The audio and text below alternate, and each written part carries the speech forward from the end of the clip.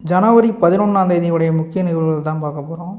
லாலு பகதூர் சாஸ்திரி மற்றும் திருப்பூர் குமரன் நினைவு நாள் வந்து பார்த்திங்கன்னா இந்த ஜனவரி 11 தான் நம்ம வந்து அனுசரிக்கப்படும். ஃபஸ்ட்டு பாருங்கள், லாலு பகதூர் சாஸ்திரி 11 ஜனவரி 1966 வந்து இறந்துடுறாரு. எங்கன்னா தஸ்கண்ட். இந்த தஸ்கண்ட் வந்து உஸ்பெகிஸ்தான் சோவியத்திய ஒன்றிய யூனியனில் வந்து இருக்குது. இவருடைய பிறப்பு வந்து 2 அக்டோபர் 1904 அக்டோபர் 2 காந்தி ஜெயந்தி அப்பயே இறந்துருப்பார். 1904 முகால் சாராய் உத்தரப்பிரதேச பகுதியில் உள்ள ஒரு முகால் சாராய் அப்படின்ற பகுதியில் வந்து பிறந்திருப்பார். இவர் தான் 2வது குடியரசுத் தலைவர். இவர் தந்தை வந்து பாருங்கள், சாரதா பிரசாத். லாலு பகதூர் சாஸ்திரி வந்து காந்திய கொள்கையால் ஈர்க்கப்பட்டு ஒத்துழையாமை இயக்கம், உப்பு சத்தியாகிரகம், தனிநபர் சத்தியாகிரகம், வெள்ளையனை வெளியேறு இயக்கம், எல்லா இயக்கங்களையும் வந்து இவர் என்னது கலந்துக்கிருப்பார். 9 வருடங்கள் வந்து சிறை தண்டனை வந்து அனுபவிச்சிருப்பார். இவர் உத்தரப்பிரதேச மாநிலத்தில் பல்வேறு அமைச்சர் பதவியில் வந்து பதவியாற்றிருப்பார். அது மட்டும் இல்லாமல் மத்திய அமைச்சரவையிலும் வந்து விவசாயத்துறை, ரயில்வே துறையெல்லாம் வந்து பணியாற்றியிருப்பார். 1961 உள்துறை அமைச்சராக வந்து இவர் பொறுப்பேற்கிறாரு. இவர் வந்து ரயில்வே துறை அப்போ வந்து பார்த்திங்கன்னா ரயில்வே துறை அமைச்சராக இருக்கும் பொழுது ரயில் விபத்து வந்து நடக்கும். அப்போ கூட வந்து பார்த்திங்கன்னா தானாக முன் வந்து பதவி நீக்க வருவார். இதை வந்து என்னென்னா நேரு வந்து ஏற்றுக்கிற மாட்டார். 1961 உள்துறை அமைச்சராக பதவியேற்கிறாரு. சந்தனம் ஊழல் தடுப்பு குழு உருவாக்குவதற்கு வந்து பார்த்திங்கன்னா இவர் வந்து ஒரு முக்கிய காரணமாக இருந்திருப்பார். 1962 இந்த சந்தனம் ஊழல் தடுப்பு குழு அமைக்கப்பட்டிருக்கும். இதன் பேரில் 1963 சென்ட்ரல் விஜிலன்ஸ் கமிஷன் வந்து அமைக்கப்பட்டிருக்கும். 1964 பிரதமர் ஆகிறாரு நேரு மறைவின் பின்பு.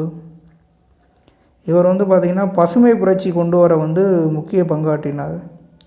இவர் பசுமை புரட்சிக்காக மேம்பட்ட நீர்ப்பாசன முறைகள் மற்றும் அதிக மகசூல் விதைகள் கொண்டு வரக்கூடிய விதைகள்லாம் இவர் வந்து அறிமுகப்படுத்தினார்.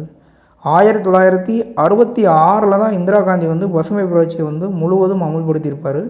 அதற்கு முன்னாடியே இவர் வந்து ஒரு முன்னோடியாக வந்து திகழ்ந்திருப்பார். வெண்மை புரட்சியை ஊக்கப்படுத்தினார். இவர் காலத்தில் தான் என்ன வெண்மை புரட்சி வந்து கொண்டு வரப்பட்டது. 1965 தேசிய பால் பண்ணை வளர்ச்சித்துறை அமைக்கப்பட்டது. அதன் பேரெல்லாம் தேசிய பால் வள மேம்பாடு வாரியம் அமைக்கப்பட்டது. குஜராத்தில் வந்து அமுல் நிறுவனம் வந்து அப்போ கூட வந்து பிரபலமாக கருதப்படும். 1965 இந்திய உணவு கழகம் ஆரம்பிக்கப்பட்டது, FCI. அப்புறம் இவர் வந்து பார்த்திங்கன்னா பிரதமர் அலுவலகத்தை வந்து ஏற்படுத்தியிருப்பார். 1965 பாகிஸ்தான் போர் வந்து நடக்கும். இந்த பாகிஸ்தான் போர் ஏன் நடக்குதுன்னா ரன் ஆஃப் கட்ச், இந்த கட்ச் வளைகுடாவை வந்து 50% வந்து பாகிஸ்தானியர்கள் வந்து என்னென்னா உரிமை கோருவாங்க. அதனால் அவங்க படைகள் வந்து என்னென்னா இந்த ரன் ஆஃப் கட்ச் பகுதியில் உள்ளே நுழைஞ்சிருவாங்க. அதை தடுக்கும் பொருட்டு வந்து நம்ம இந்திய படைகள் வந்து என்னது தாக்குதல் நடத்தும். இந்த பாகிஸ்தான் படைகள் வந்து மேலும் பார்த்திங்கன்னா லாகூர், பஞ்சாப் பகுதியில் வந்து பார்த்திங்கன்னா பீரங்கி சண்டையெல்லாம் நடக்கும். இதனால் பார்த்திங்கன்னா பலத்த ஆள் மற்றும் பொருளாதார சேதங்கள் வந்து இரு நாடுகளுக்குமே உண்டாகும். இதனால் பார்த்திங்கன்னா ஐக்கிய ராஜ்யத்துடைய பிரதமர் வந்து ஒரு திட்டத்தை வந்து முன்மொழிவார். அத்திட்டத்தின்படி பார்த்திங்கன்னா பாகிஸ்தானுக்கு 50% பதிலாக 10% வந்து கட்ச் பகுதியை வந்து வழங்கப்படும். அதுக்கடுத்து பார்த்திங்கன்னா போர் நிறுத்த ஒப்பந்தம் வந்து ஒன்று நடக்கும். ஐநாவில் செப்டம்பர் 23, 1965 வந்து நடக்கும். இந்த போர் நிறுத்த ஆணையின் மூலம் வந்து பார்த்திங்கன்னா போர் வந்து முடிவுக்கு வரும். அடுத்து பார்த்திங்கன்னா இந்த போரில் தான் பார்த்திங்கன்னா லாலு பகதூர் சாஸ்திரி வந்து ஜெய் சவான் ஜெய் கிசான், அதாவது விவசாயிய வாழ்க படை வீரர்கள் வாழ்க அப்படின்ற கோஷத்தை வந்து எழுதியிருப்பார். இது வந்து ரொம்ப புகழ்பெற்ற கோஷமாக வந்து பார்க்கப்படும். இவருடைய கல்லறை வந்து பார்த்திங்கன்னா டெல்லி விஜய் காட்டில் வந்து இருக்கும். அந்த கல்லறையில் வந்து இந்த கோஷம் வந்து எழுதப்பட்டிருக்கும்.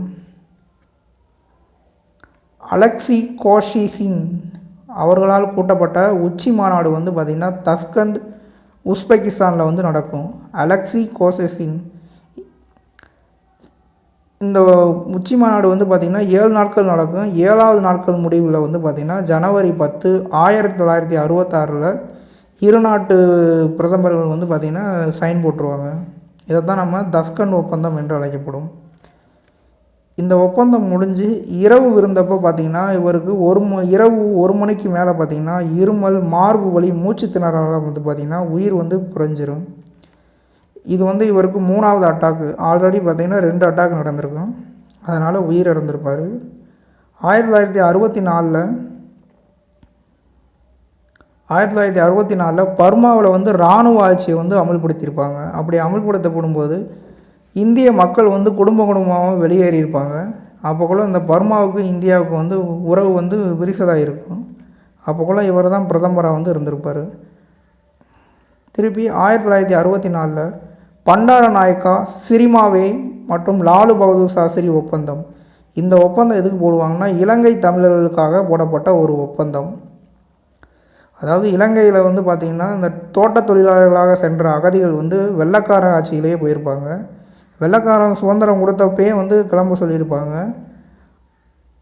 அதுக்கடுத்து 1964 அங்குள்ள அரசியல் சூழ்நிலை காரணமாக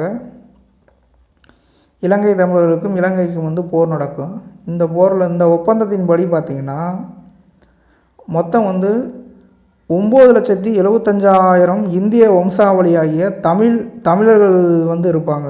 இவங்களை வந்து பார்த்திங்கன்னா 5,25,000 பேர்த்த வந்து பார்த்திங்கன்னா இந்தியா ஏற்றுக்கொள்ளும். 3 லட்சம் பேரை வந்து இலங்கை வந்து குடியுரிமை வந்து வழங்கும். இலங்கை குடியுரிமை பண்ணோம்னா பார்த்திங்கன்னா 2 தலைமுறையாக வந்து இலங்கையில் வந்து இருக்கணும். மீதி வந்து ஒரு 1,50,000 பேர் வந்து என்ன நிலைமைன்னே தெரியாமல் இருக்கும். இந்த ஒப்பந்தம் சம்பந்தமாக போடப்பட்ட ஒப்பந்தம் தான் பண்டார நாயக்கா சிரிமாவேவா ஒப்பந்தம். அடுத்து பாருங்கள், ஆல்மாட்டி அணைக்கு அடிக்கல் நாட்டியிருப்பார் 1964. இந்த ஆல்மாட்டி அணை வந்து லாலு பகதூர் சாஸ்திரி அணை என்று அழைக்கப்படும்.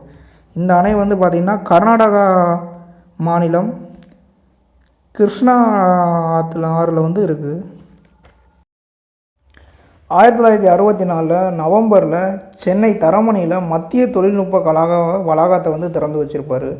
1965 டிராம்போவில் புளுட்டோனியம் மறுசுழற்சி ஆலையை வந்து திறந்து வச்சுருப்பார். 1964 தூத்துக்குடி துறைமுகத்திற்கான கட்டுமானத்தை வந்து இவர் தொடங்கி வச்சுருப்பார். அது மட்டும் இல்லாமல் ஹோமி ஜஹாங்கீர் பாபாவோட இணைந்து அவருடைய தலைமையில் அமைதியான நோக்கங்களுக்கான அணுவெடிப்பு வடிவமைப்பு திட்டத்தை வந்து உருவாக்கியிருப்பார். இவரோட நினைவகம் வந்து பார்த்திங்கன்னா டெல்லி விஜய்காட் அப்படின்ற பகுதியில் வந்து அமைஞ்சிருக்கு. அடுத்து பாருங்கள், திருப்பூர் குமரன். இவருடைய இயற்பெயர் TKSR குமாரசாமி முதலியார். அப்பா பெயர் நாச்சிமுத்து, அம்மா பெயர் கருப்பாயி.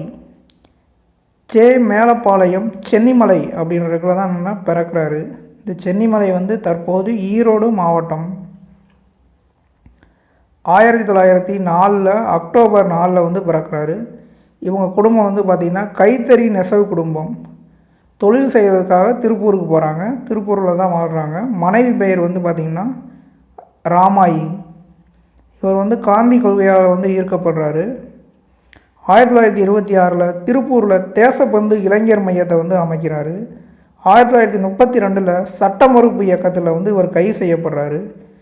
திருப்பி விடுதலையாகி வந்திருப்பார். 1932 காந்தி கைது செய்யப்பட்டதுக்கு எதிராக போராட்டம் ஊர்வலம் வந்து நடக்கும்.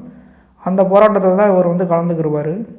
அந்த போராட்டத்துக்கு தலைமை வந்து யாருன்னா PS சுந்தரம் அப்படின்றவர் வந்து தலைமை தான் இருப்பார்.